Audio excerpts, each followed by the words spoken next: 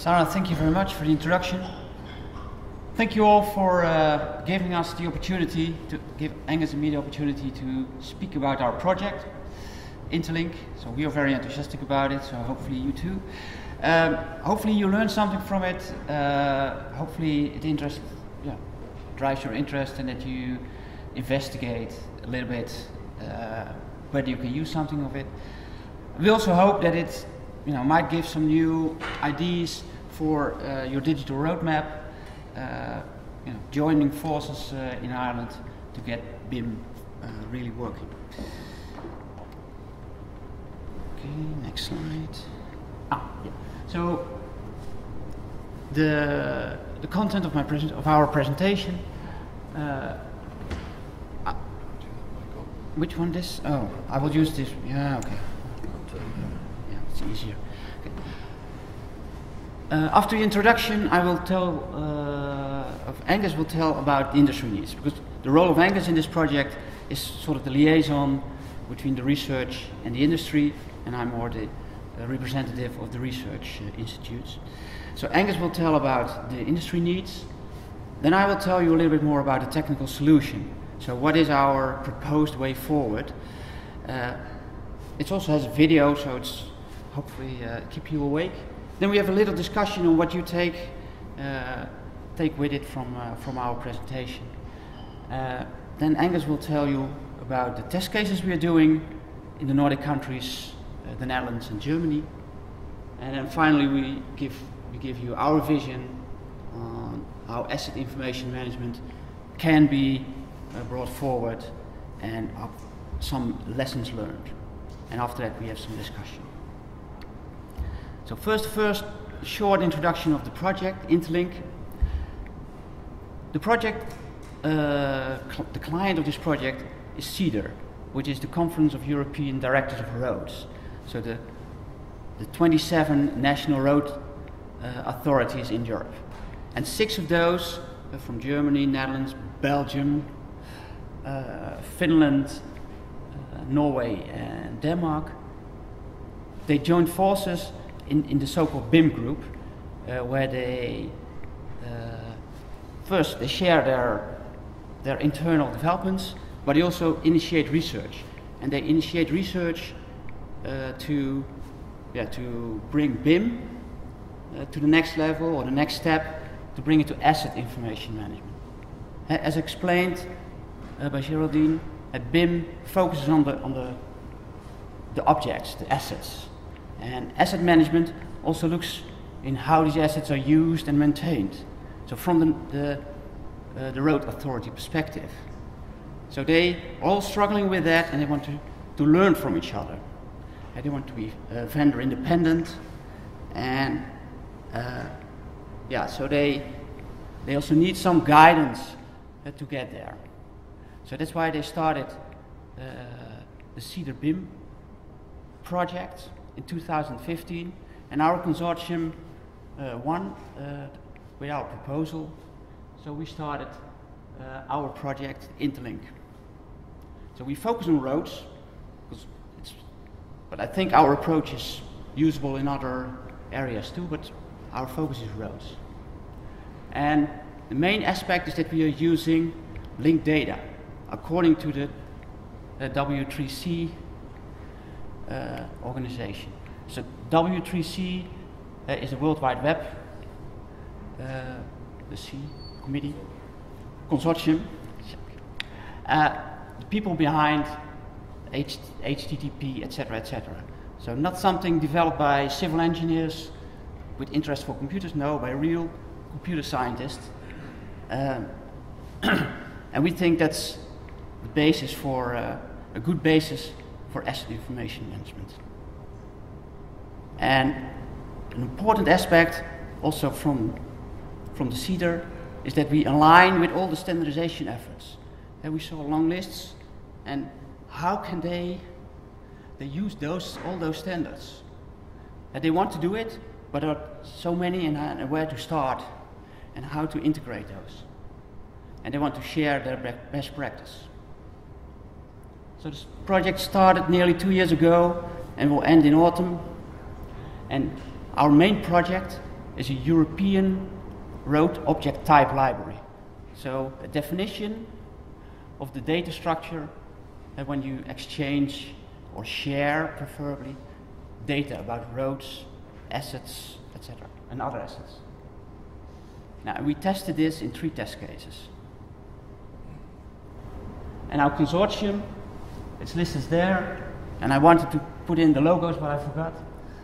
TNO, Research Institute in the Netherlands, ROD, Aonghus Engineering in Ireland, Royal Haskoning, engineers in the Netherlands, AEC3, software engineers in Germany, Trimble, so the big company in the US, but a department in Norway, Semtech, a small company, linked data experts in the Netherlands, II, Interactive Instruments, mid-sized company in Germany, very active in Oxtra, in data exchange, and Plan und Bouwen 4.0, which is an industry-led initiated organization to promote BIM in Germany. So, might also be interesting for you.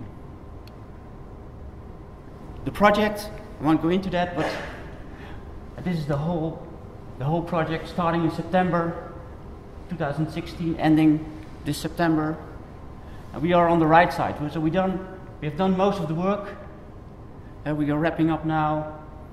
So developing our object type library, developing some software to work with it, and doing test cases. Now we'll report about the Road OTO and the test cases. Now we're disseminating like things we are doing here. Okay, let's start with. No, that doesn't work. Bottom one. Yeah, here. We start on this side with the industry needs. Aonghus will tell you more about that. Aonghus.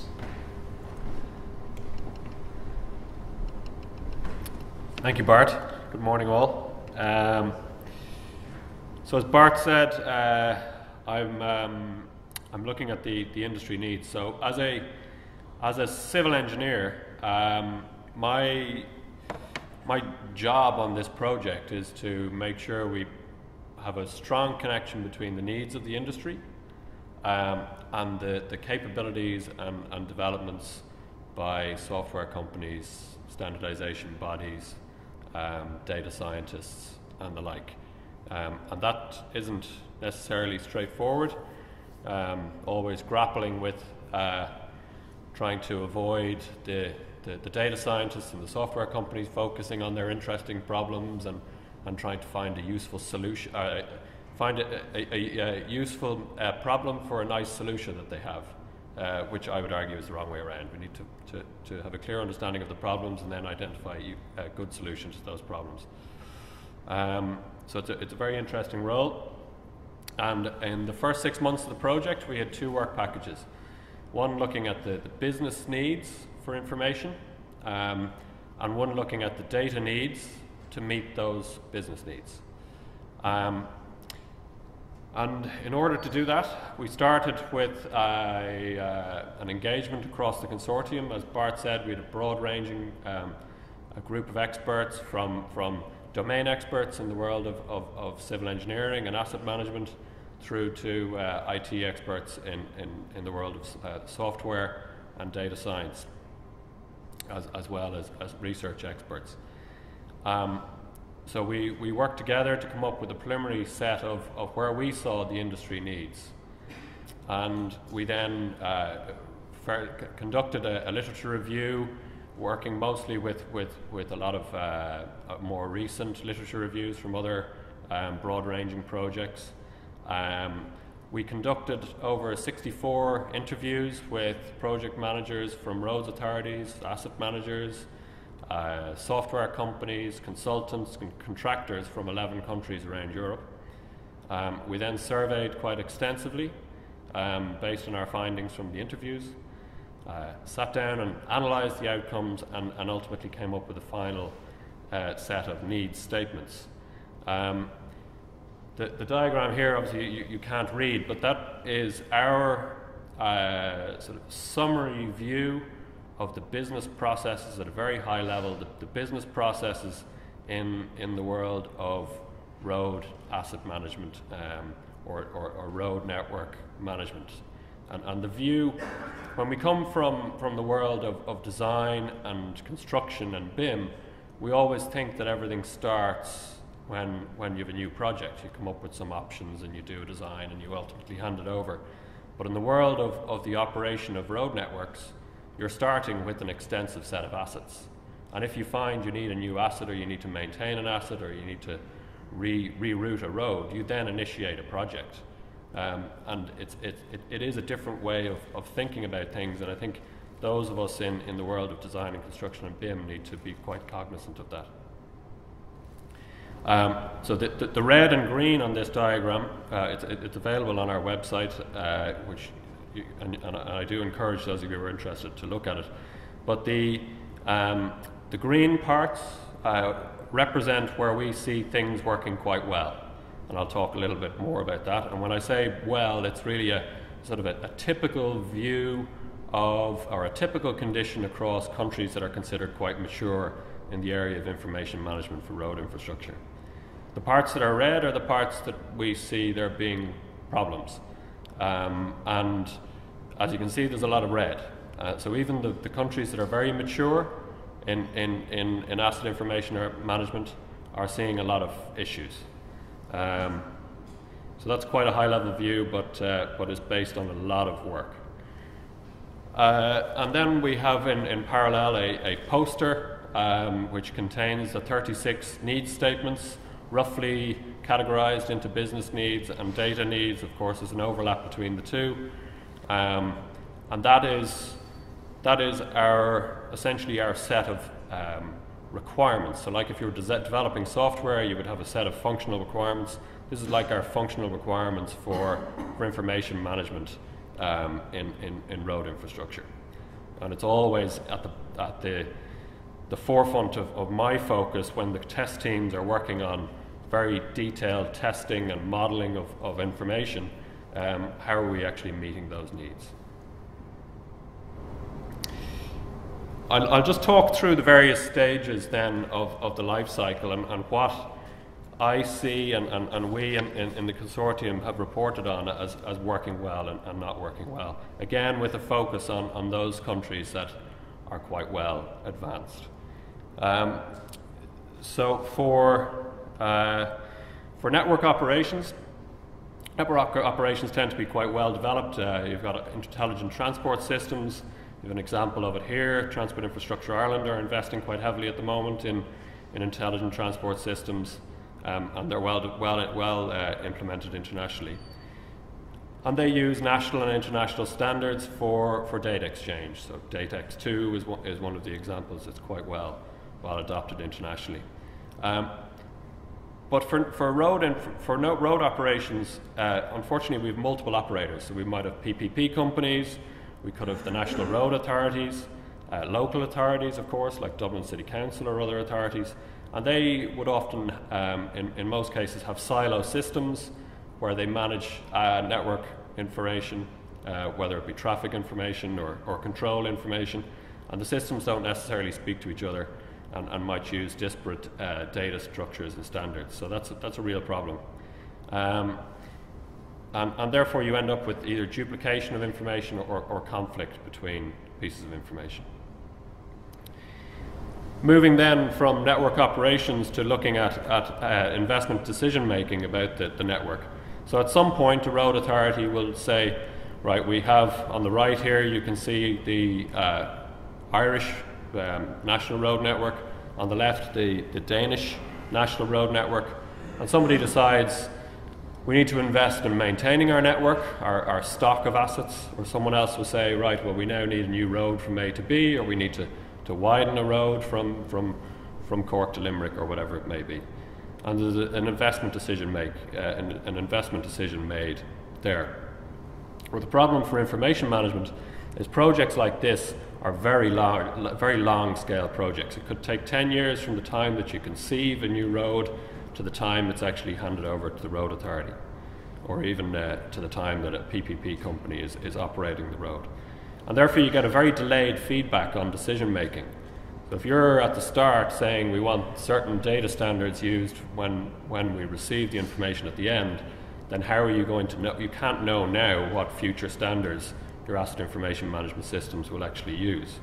And it goes back to Geraldine's point regarding the future-proofing of asset information. Some countries are really good at the systematic gathering and feedback of information, particularly for an example in Denmark. But analysis of that information then is inhibited by the format. So they're very systematic in how they gather the success of their investment decision making on their investment projects on road maintenance and new roads. But it's report based, and it's very hard for them to collate all the information, and they're looking to improve that. And often you'll see that there are project managers and asset managers who will have ideas about information management, but there isn't necessarily a cohesive vision, or in UK terminology, a set of organisation information requirements that are well defined with a top-down leadership vision. Looking then at capital works projects, this tends to be an area where things are quite well advanced. So it's very well established. The use of BIM for design and construction is well established, particularly in Scandinavia and the Netherlands. The UK is catching up to an extent, and Ireland less so.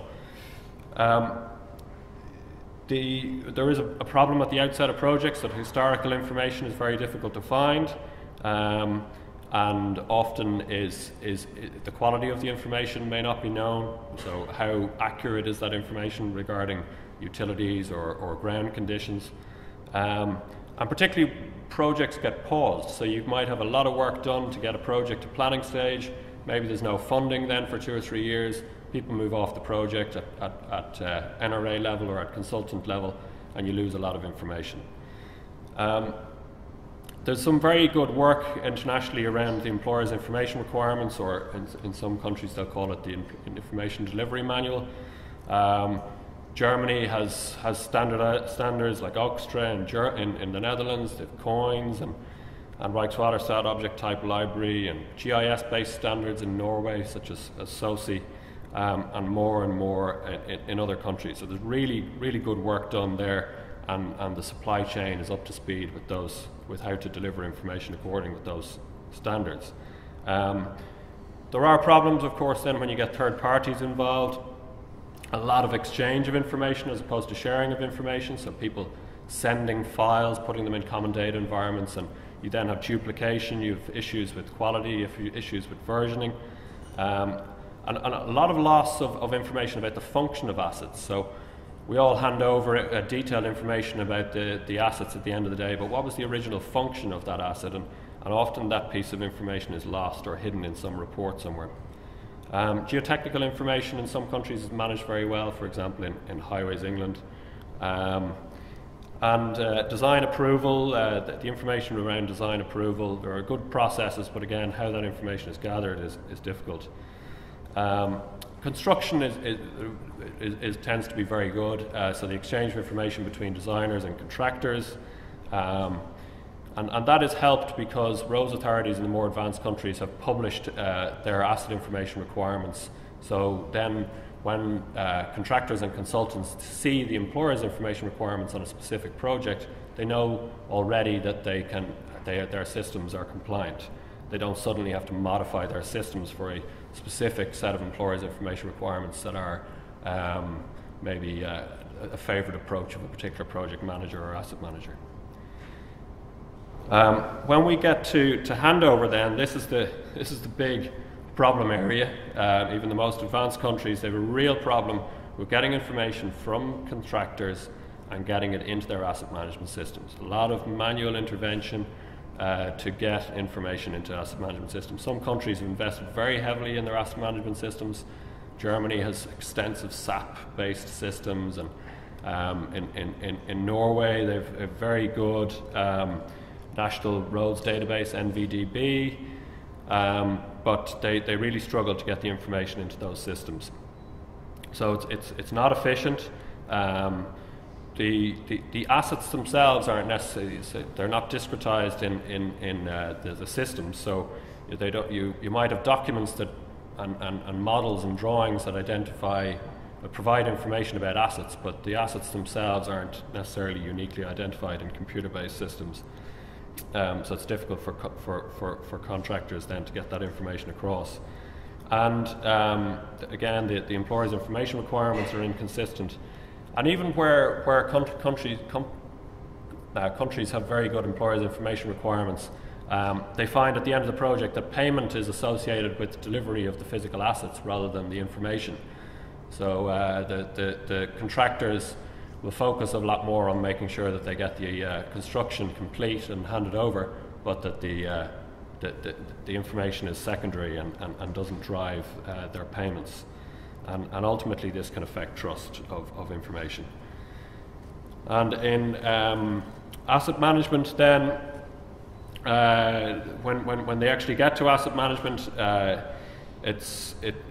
are a couple of diagrams here from the National Roads Database in Norway. They've publicly available, really detailed information about all sorts of assets, very impressive systems, and there are really encouraging advances. But in a lot of cases, though, the asset management systems are not necessarily connected to each other. So the bridge asset management system and the pavement asset management system are separated, and even when countries and roads authorities invest very heavily in sophisticated single software systems, the different parts of those systems for specific asset managers aren't necessarily speaking to each other. So they solve the problems of individual asset managers, but not necessarily of the road authority as a whole. And that also can result in significant vendor lock-in for roads authorities.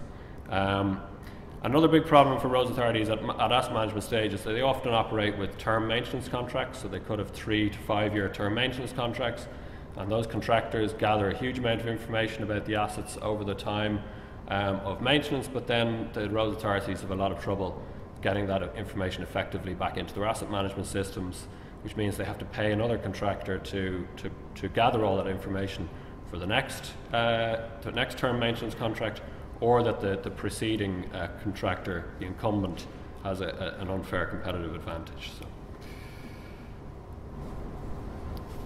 So where does that get us then in the industry's needs? Roads authorities really should publish their information requirements in advance, gather information throughout the life cycle in the best available format. So ideally internationally standardized formats, but if not, then at least the best available format. Gather it as you go, and we'll talk more about how that can be connected to the assets.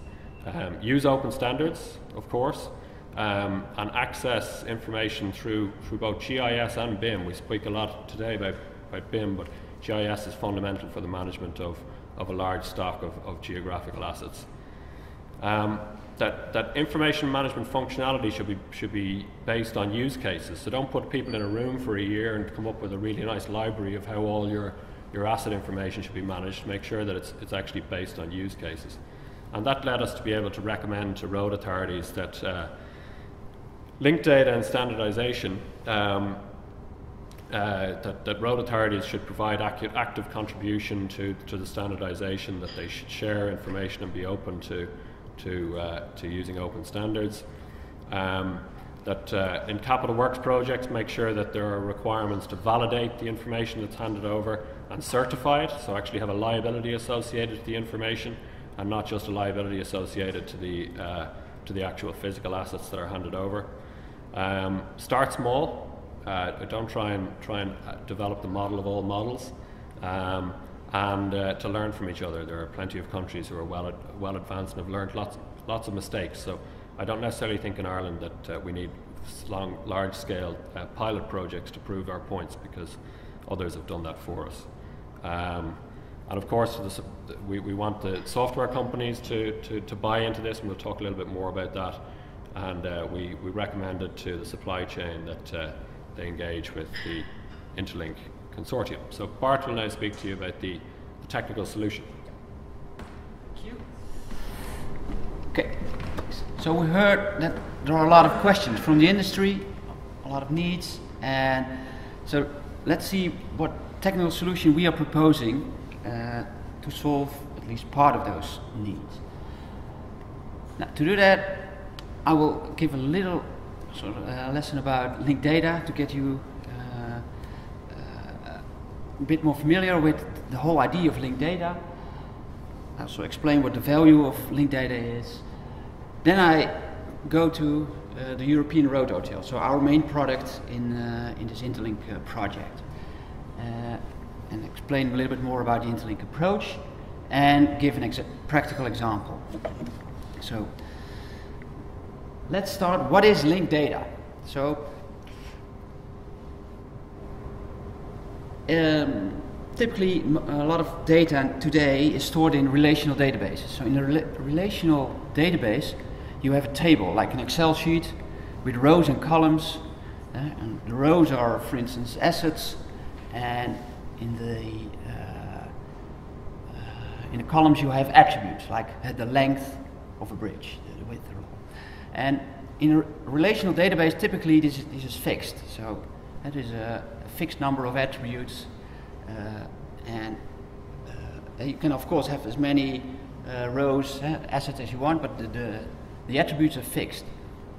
In linked data, you start from the data itself. So in linked data you describe the whole world in little sentences with a subject, a predicate, an object. So that's the theory. So a gantry, is one of the gantries shown by Aonghus, a specific gantry with an identification, has a location with a 2D sorry, a 2D location. So in advance nobody knows that the gantry has location, but it's defined like this. The gantry also has an owner, and then you get to the NRA, or has a contractor. So you can imagine that with these simple sentences you can build up a data model of the whole world. And to make it a little bit more easy for a computer to recognize that this gantry number 123 is actually a gantry, you can define that this specific subject, gantry 123, is of type gantry. And then you can tell the computer that gantries in general have location, for instance, or gantries in general have an owner.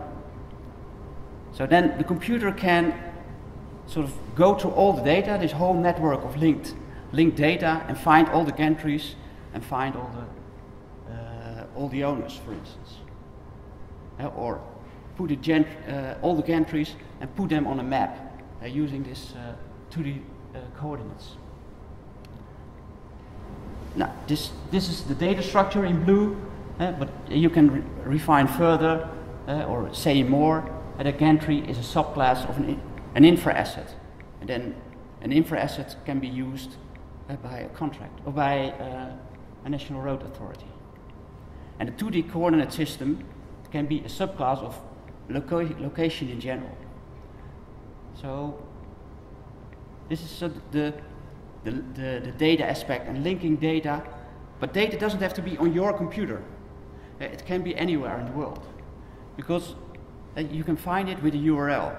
So there's data on this computer, and the gantry information is on this computer, and the location, the GIS map, is on the computer of a contractor. So with a URL you can find it through the World Wide Web. So typically, the orange is the linked data, and when you add the blue, you add semantics to it. So that's sort of the theory behind linked data, and that's what we are using. So this is sort of an evolution from one-star data, PDFs. Now, you can exchange PDFs, a human can read it, perfect. But a computer cannot do anything with it. And you can sort of advance through Excel, data, and in the end linked open data. And what we say is that the world will not change from 1 star to 5 stars at a blink. There will always be different levels of information. So it's a hybrid situation. And so we should acknowledge that and support that. And we think that using linked data can be the glue between all these levels of information. So now, what is the advantages of this linked data semantic web approach? First, we focus on data.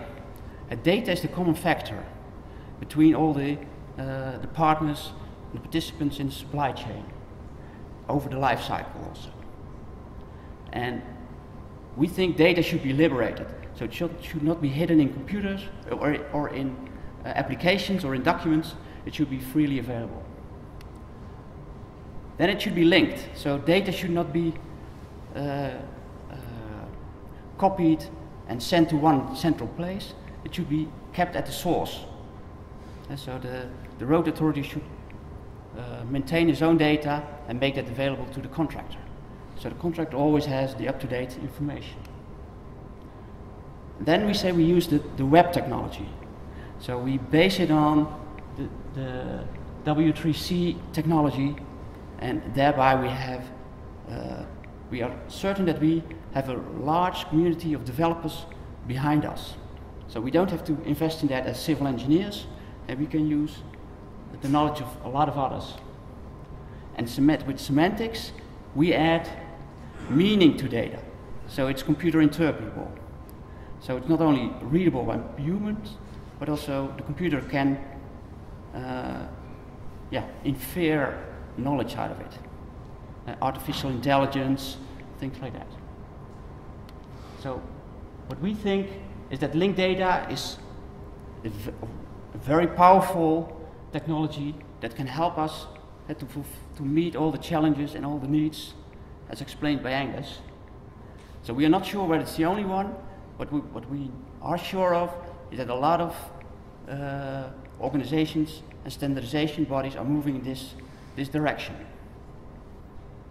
So now, what did we do with this linked data? We built our European Road OTO. Now, how do I get to the next? Will you just click the next? Ja, je wilt de filmpjes spelen? Ja. Oh ja. Deze. Weer eentje lager. Die. Oh ja. Ja.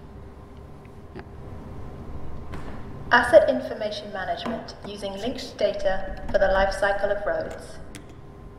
Exchanging or sharing information about roads between stakeholders in the construction industry across the life cycle of roads is complicated and vital for national road authorities.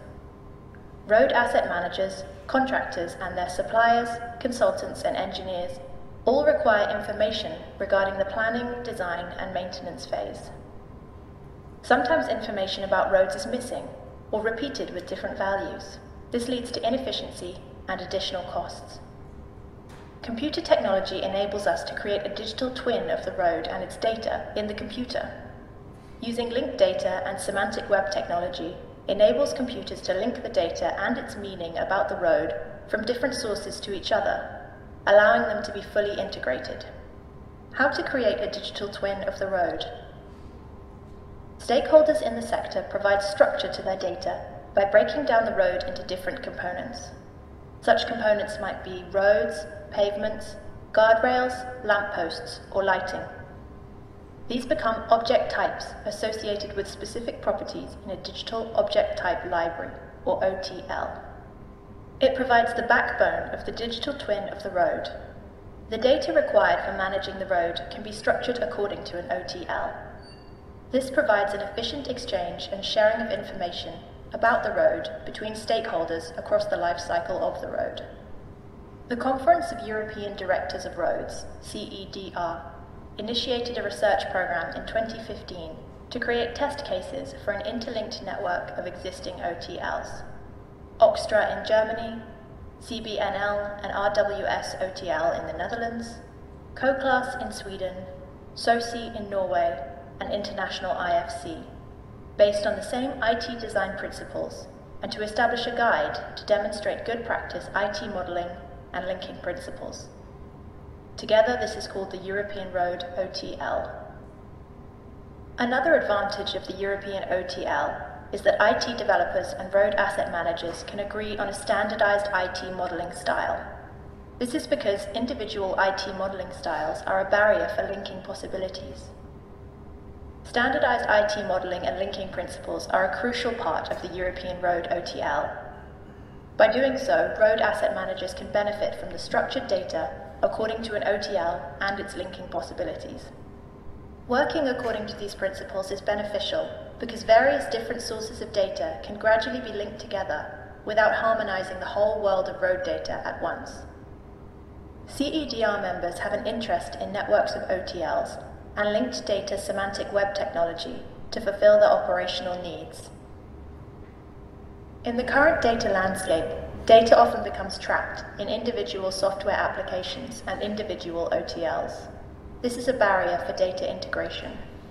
An advantage of the new approach is that it frees the data from its individual application. Because of this, it becomes possible to integrate data from various sources: GIS, BIM, asset management systems, geographical survey, and other legacy systems. Data exchange or sharing between partners becomes more efficient, which leads to fewer failure costs and better affordability of national roads. This approach was developed and demonstrated by INTERLINK, a consortium of market parties and research institutes focused on this issue. INTERLINK delivers a roadmap for a seamless transition into an open, available, standardized, integrated European Road OTL framework. The INTERLINK approach enables European road asset managers to manage their roads more efficiently due to data integration, resulting in fewer mistakes for everyone, leading to more affordable roads across Europe. To find out more about INTERLINK, visit the website www.roadotl.eu.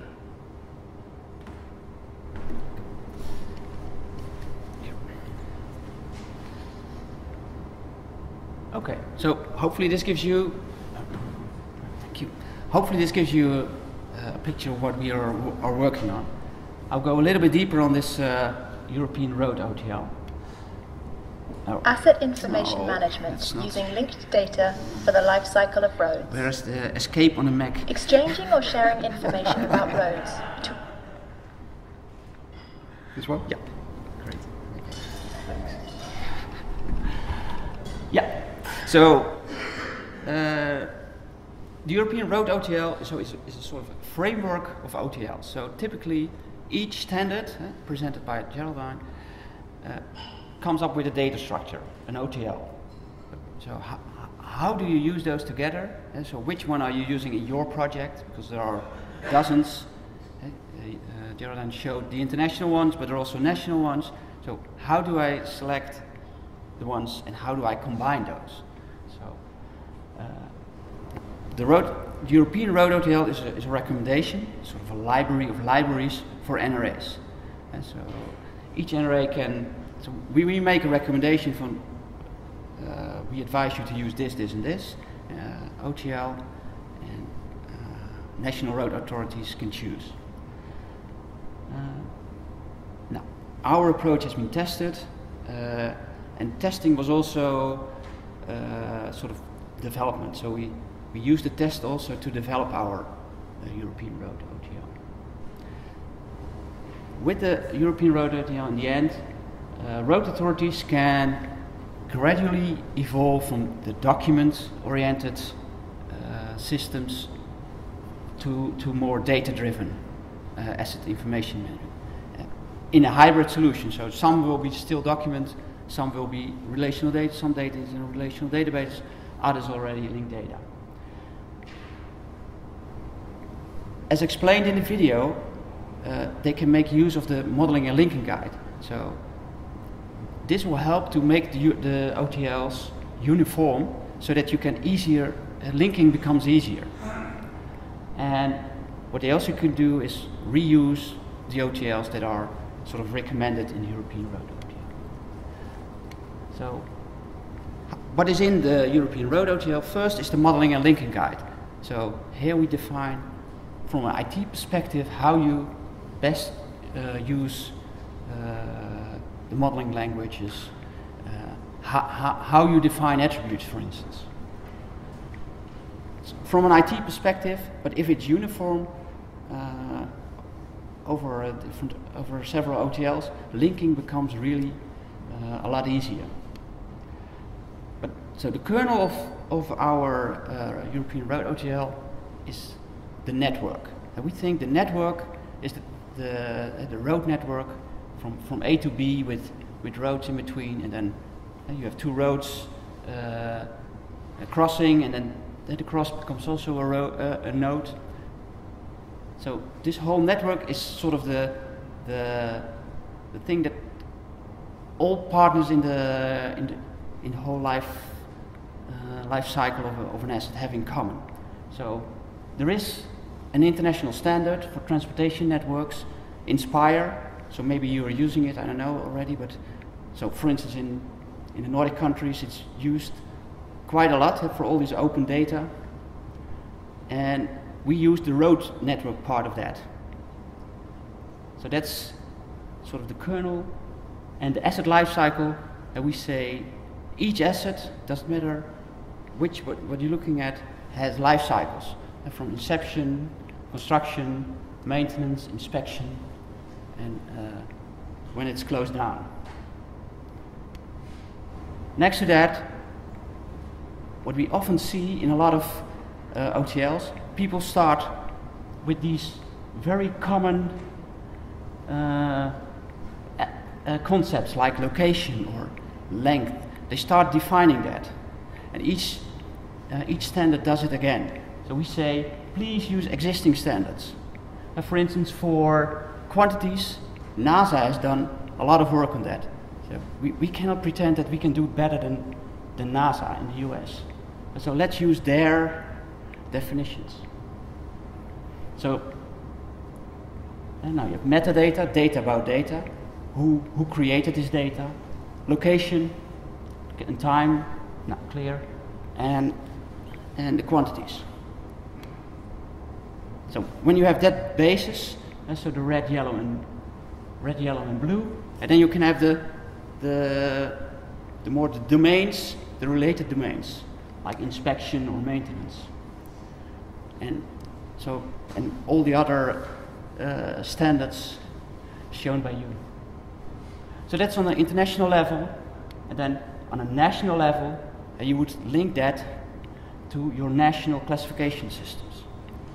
And so the German classification system, OXTRA, very well defined.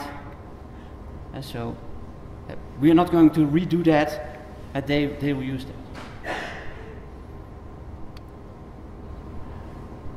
So the basic European Road OTL has these links with existing standards. So on the top you see the international standards like IFC. So we will not change the industry foundation classes. It's development on its own with a lot of users, etc. So we say make use of that standard and make sure that our network can link to IFC. And the same on the right, GIS, the geographical systems.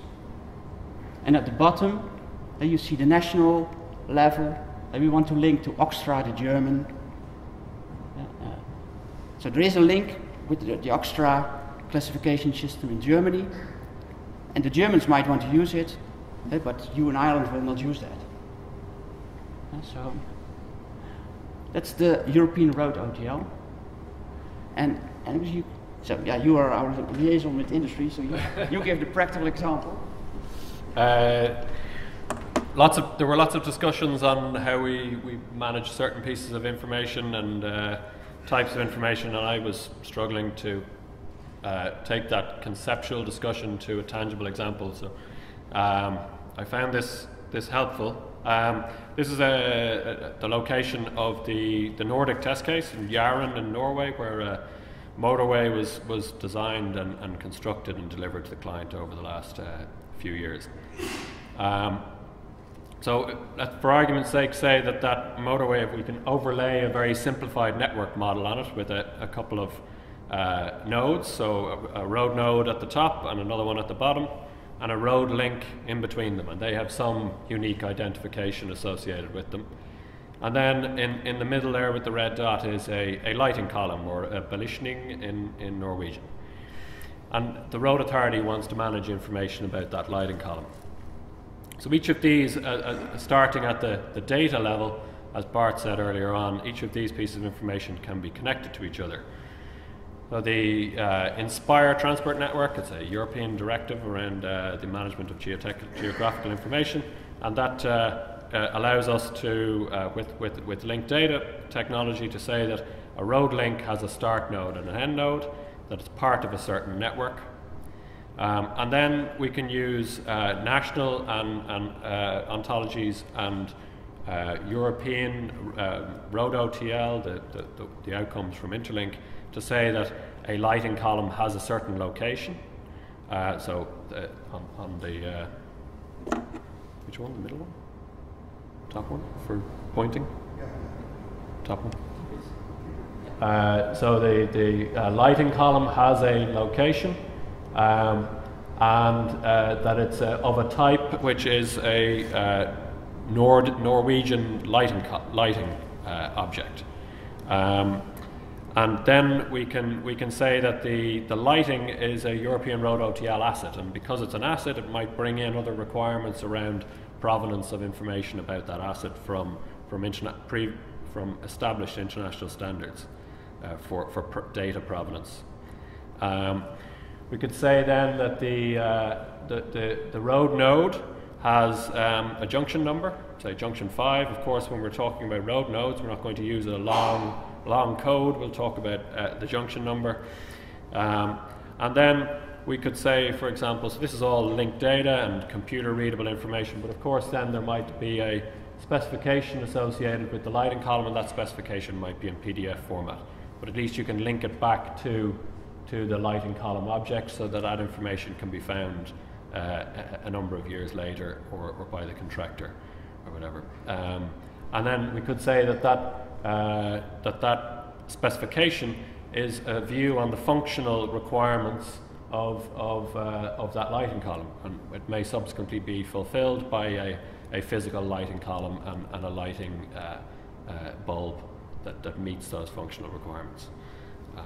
And then, of course, you can run standardized queries to actually find information. For example, Road Authority might say, like, list all lighting columns on a certain motorway between junctions 4 and 5, and you might be able to use, not might, but you can use straightforward, user-friendly interfaces, and in the background it's running open standards-based queries to return the results of your particular query. So, thank you. So you saw that when you're using this approach, you're able to combine standards, national standards, European standards, but also your own definitions. So you're not restricted to what some kind of committee has defined 5 years ago. So you're always able to add your own standards and your own definitions to it. It doesn't have to be standard, it can just be the information you need at that moment for that project.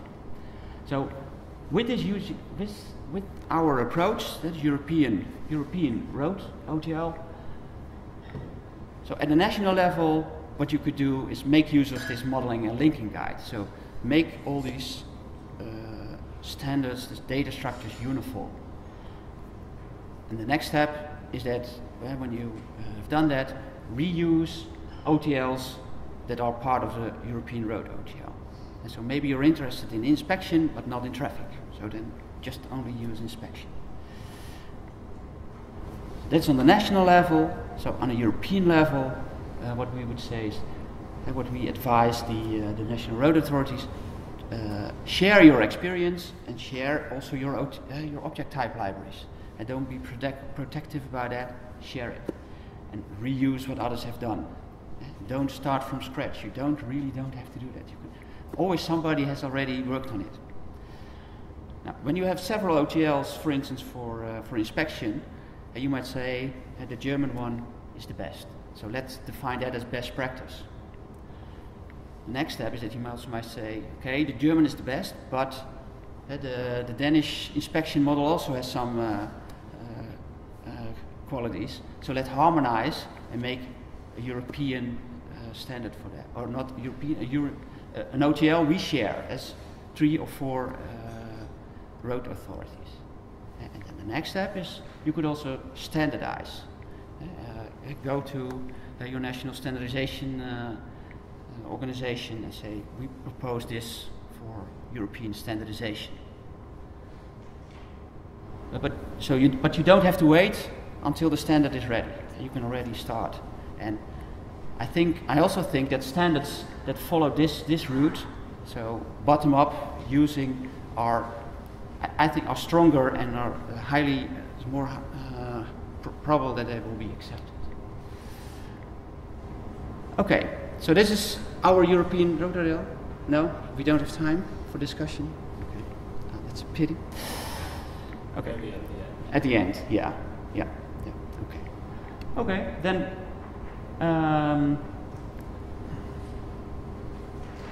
I can give you some feedback what we have learned in the Netherlands. So we have been involved in this asset management, asset information management since 2011. Rijkswaterstaat, our Dutch National Road Authority, started in 2011 with the feasibility study, pilots, etc. And since 2014, the largest road projects in our country, were sort of appointed as a real life pilot. And they said there's a lot of money there, so let's also use that money. Let's use a little bit of that money for our new ICT approach. That is the road reconstruction from Schiphol to Amsterdam to the polders, and several billions of euros. So 2014, there were 5 projects there. Now for all new serious projects, they prescribe, in their information delivery specification, they describe how contractors should provide their information, and also with liability, etc. And they're also now starting to use the same approach for large maintenance projects in roads. And some of the achievements have been incorporated in the TC 442 for international standardization. So that's sort of the good thing. So, but there are also some lessons learned. So what we see is that the major project department made large steps, but the asset management organization itself lagged behind. So yes, Rijkswaterstaat now has a lot of information, but getting that into the asset management systems is still problematic. So we say don't start so big, start smaller, but start wider and make sure that different departments in your organization are on the same pace. This project started in 2011, so they really focus on exchanging data, so sending big zip files with a lot of information. And today you could also share data, and you could also make much more use of the power of linked data. So they use some of it, but not all. So there are more things you can learn from there. It was also sort of top down. So Rijkswaterstaat, Road Authority said, you should do this, this and this. And we say, take your supply chain partners more at hand, and also the other authorities. And so the last advice, last lesson, they made one very big model, of course inspired by the standards, but they copied the ideas, for instance, from the network, and they made their own network, inspired on Inspire network. But now, Inspire changed, but it's very difficult to maintain this big mother of all models. So we should advise to slice it up in separate domains. The 3 test cases. Okay, well, I'll just present briefly the 3 test cases that were run before wrapping up. So there was one in Norway and Sweden by our partners Trimble and Triona, in Germany by AEC3, Interactive Instruments, Planen and Bound 4.0, and then in the Netherlands by TNO, Semtech and Royal Haskoning DHV. So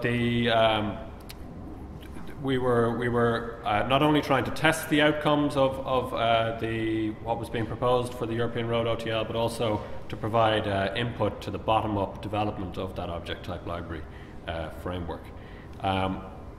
And we wanted to demonstrate that the business needs can be met and to use existing commercially available software and to help NRAs to understand how it can be implemented. So in the Nordic case, I spoke already about the road lighting. This is a part of the model of the road in Yaren, which was using very good software from Trimble, and looking at the road lighting objects in that. So, slides. Okay. So in the Nordic case, in the Norwegian case, what they were doing was trying to address this issue of gathering information throughout the full life cycle of the lighting column, and there's a problem there in Norway where how do they get design information, construction information, and through into the asset management system. So what they've done is uniquely identified individual lighting columns, and then they're using linked data to link those lighting columns with the functional requirements, the design standards for those lighting columns and the lighting units themselves, the functional requirements, so what lux or illuminance level is required at the road pavement level, and how do you associate that both with your network model and with your alignment model. So there was a lot of integration of international standards for various types of assets, like the road surface, the network alignment, the lighting columns, but also with photos of lighting columns, with data sheets for lighting columns and the likes. And what's been very interesting in that case is that internationally used commercial software can be easily extended to accommodate the functionality, and that's really important for the potential success of the INTERLINK approach. In the German case, they've an interesting case. They have a bridge in Hamburg. So we were looking initially at the traditional approach for delivering a bridge project in Hamburg, but also this is one of the pilot studies for BIM for Infra 2020, which is the German sort of similar approach to the UK. They want to implement BIM a mandate in 2020. But the pilot study is using a detailed employer's information requirements and specifying open standards like IFC that Geraldine mentioned earlier on, and national standards like OGSTRA in Germany. But then the third view is the INTERLINK approach, and how can that potentially benefit things. So the bridge was modelled by consultants in Germany under a separate project in Revit and exported to IFC. And that then, when we converted that to linked data, it went to an extremely large file size, which was too much to handle. But what we did was we decided that we strip out all the 3D information. We don't need the 3D information because that can be managed otherwise. To actually manage asset information, you don't necessarily need the 3D. Convert that IFC then into RDF, into triples, using a tool provided by Building Smart International. And link it then with the German classification system for bridge structures, ASBing. And that is a really interesting case, which arguably in some way is moving towards what the UK would call level 3 BIM. We're still quite a bit away from actually having that in industry, but it's interesting to see it in practice here. And that's then at the end, you can take your individual bridge objects, link the unique ID of any one object back to the 3D information, and query query information and, for example, link the results of a condition survey of a bridge deck, which might be in poor condition. Some engineer might have gone out and done inspection, and link that back to individual objects within both the information model and the 3D model. So very interesting.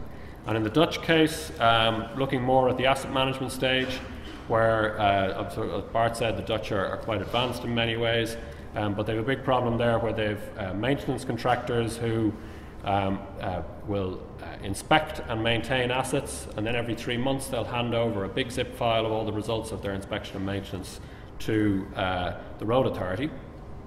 But key performance indicators are really based on their day-to-day inspections, so the Road Authority struggles to really understand the performance of the contractor. And this test case was looking at connecting, allowing the inspector to view shared information through a web app, so actually based on their location, find the asset they're looking at, maybe a barrier or a piece of pavement, and select what their view is of the condition of that asset, and push it back into the Road Authority's system. And to push it back in a way that it's provided for information, so again, maybe using the suitability language from the UK, which has been pushed through at an international level in potentially ISO 19650. So identifying it as for information to keep the Road Authority up to speed on the progress of the maintenance contractor, and then over subsequent time actually formalising that submission by changing the metadata associated with it to perhaps for approval. And that's been, again, a very interesting case of how can linked data being used in this way actually bring existing mature countries even further in their use, and a lot of use of GIS as opposed to BIM.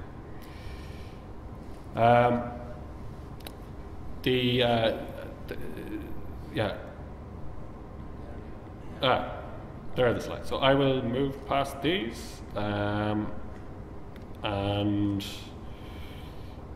just wrap up with our vision for asset information management. So as Bart said, data should be liberated and shared. The mother of all models, the big mama model, doesn't exist. We can't model the whole world in one model. We need to be able to combine the best of multiple models and multiple standards.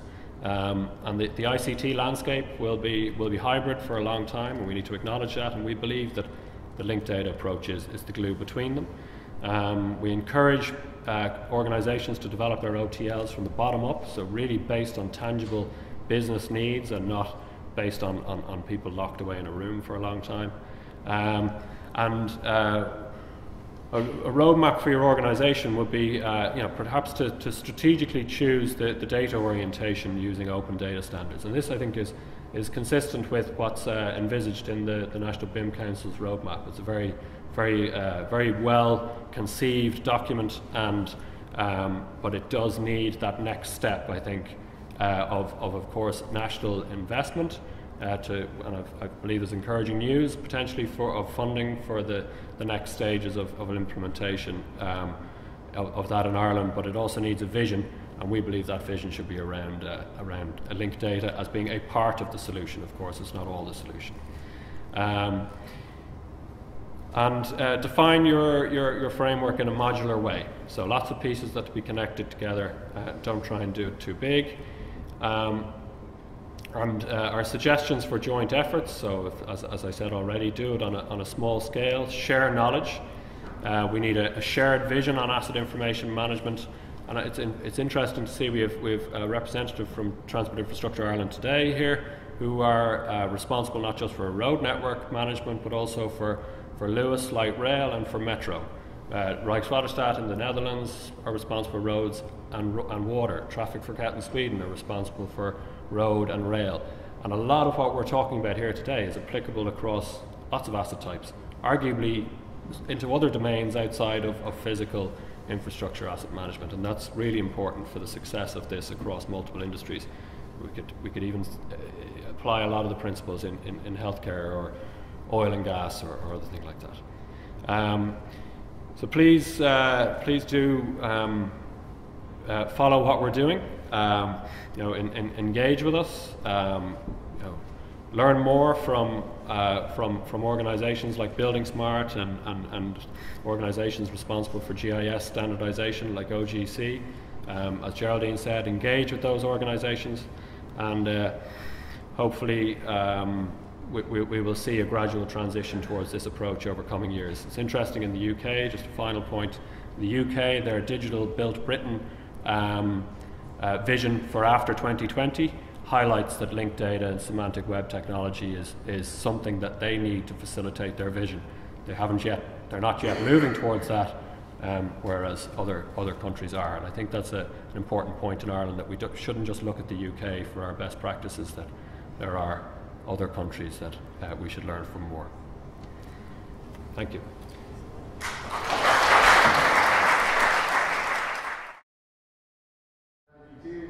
How does that affect copyright being relinquished from the creators to allow you to do that license? Copyright. So in the linked data approach, data is stored at the source, and the source also manages who has access. And so I might have an URL to some piece of data, but if I want to access it and I don't have the rights, I won't get into it. So that's sort of part of the solution, part of your answer.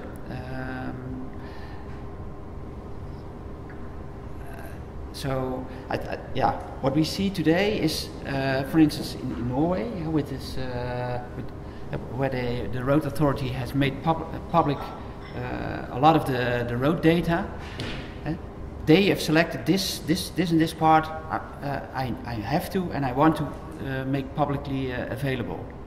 And so, I think you have one-on-one decisions and agreements between partners. So, what is available and what can you do with it? But linked data on its own doesn't provide a general solution for your the data ownership issue. What was it? A CC BY license that you used, or I don't know. A Creative Commons license. So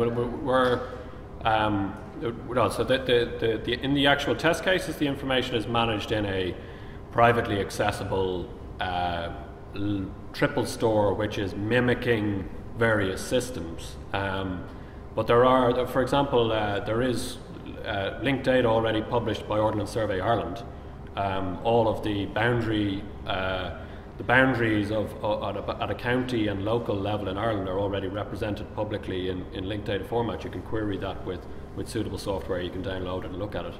They provide that with certain licenses, but so it's not necessarily provided through Creative Commons, and I'm not, IP and copyright isn't my area of expertise, but we recognise these issues, but we're not necessarily making recommendations as to how all of those issues need to be resolved. That's arguably another day's discussion by others who are experts in that area.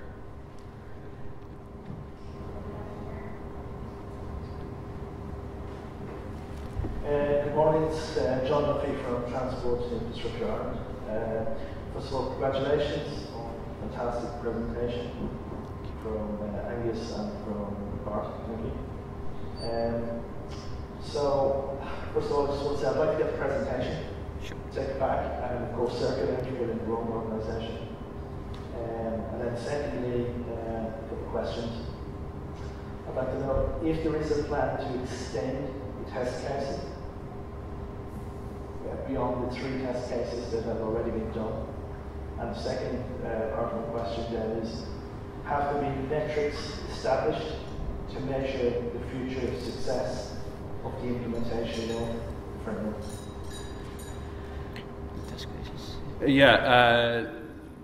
On the test case side for extension, we are in the early stages of extending the test cases, but outside the remit of the INTERLINK project, which is actually encouraging. In an Irish context, I can't necessarily talk about that right now publicly. I can talk about afterwards with you, and I think that potentially will help with. You were saying you'd like to take the presentation away to TII, and perhaps we could see how because obviously ROD and other consultants are involved with TII across multiple aspects, whether it be roads, light rail, and asset management and ITS, and I think there are lots of opportunities there for potentially trying to achieve a common vision for the future across the organisation in TII, and perhaps small, low-budget test cases can help with making that more tangible for decision makers.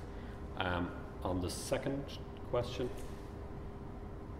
So we don't have metrics on just before and after.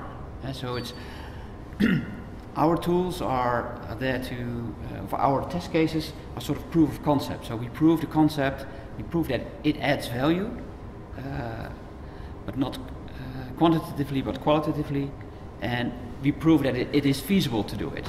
But we don't have metrics, but we will definitely end with a sort of list of these are the added values before comparing before and after our test case.